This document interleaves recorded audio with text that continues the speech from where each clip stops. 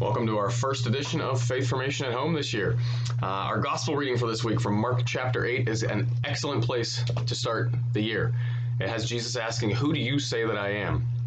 Right, and his apostles kind of share these different theories of who people seem to think Jesus is. Because remember, when Jesus was alive, not everybody was certain who he was. They didn't know he was the Messiah. They didn't know if he was a prophet, a rabbi, just some random guy walking around saying some interesting things about God.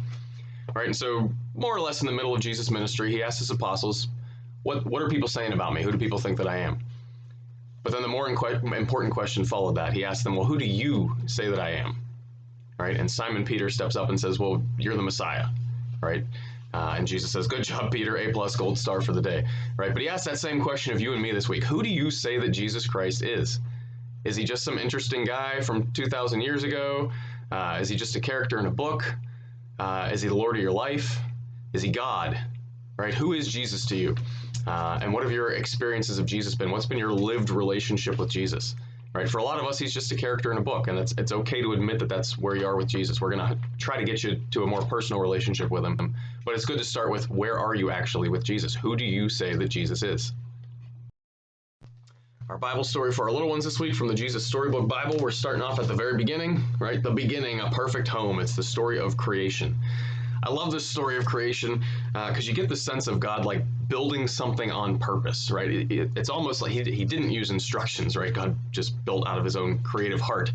But you almost get the sense of God like methodically, step by step, building the world, right? He makes light and light is good, and he moves on, and he makes something else and that's good, and he makes something else and that's good. It's a step-by-step process. It's almost like, you know, if you ever played with Play-Doh, right? He's like molding the Play-Doh into something and then stepping back and looking at it and saying, I can make this better. I'm going to do this. And then he steps back and he says, that's good. I'll make it better. What about this? Steps back. That's good. I'll make it better. And he does that 6 times over, right? And then the crown of creation isn't these flaming planets in orbit. It's not the cool animals that God makes to walk the earth and swim in the seas and fly in the skies and all that sort of stuff. The crown of creation, the whole point of all of it, is you and me. It's people. That's why God bothered to make any of this. Why did God make you? Because he loves you, and he wants you to be fully alive. And that's what these stories of creation tell us. God made this perfect paradise for people. And then we're going to see in the next weeks ahead how we mess that up by our decisions, right? And we do that in our own lives. We mess up God's perfect creation by choosing to do something that we know is wrong. We all do it. That's why we go to confession, right? But the interesting point behind this story is that God did all of this for us. He made you on purpose. He made me on purpose so that we could know him in this life and in the next and be perfectly happy. That's why you're here. Catechism questions for our elementary and middle school students all focus on knowing God, and specifically knowing that God exists. And for some of you, that might seem like an odd place to start the year. Like, I know that God exists. Why are we even talking about this?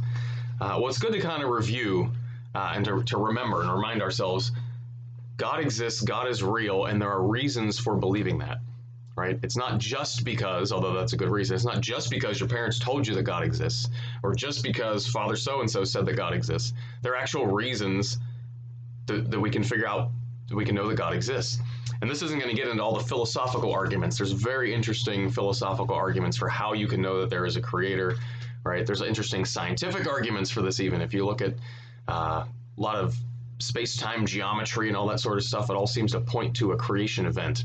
And then you have to explain, well, what caused that creation event? And that's where you step beyond science to say, well, it's God or it's dark matter or whatever you might say, right? But there are reasons for believing that God exists. And I think the most important reason is we know him. Hopefully you know him, right? I could give you all sorts of philosophical reasons for why my dad exists, right? Other people have seen him and they said that he exists. I've seen, I exist, so I must have a dad, right? I've seen evidence of him with things that he's given me throughout my life, right? So I've got all these evidences that my God exists, or that my dad exists. The primary reason I believe my dad exists is because I know him. And the same thing is true of God. I can argue about the first cause and the creator and all that stuff, and that's fun and good, right? But the ultimate reason that I know that God exists isn't because other people said so or because there's these arguments for it. It's because I know him and I've experienced him in my own life, in my own prayer. And hopefully you have as well.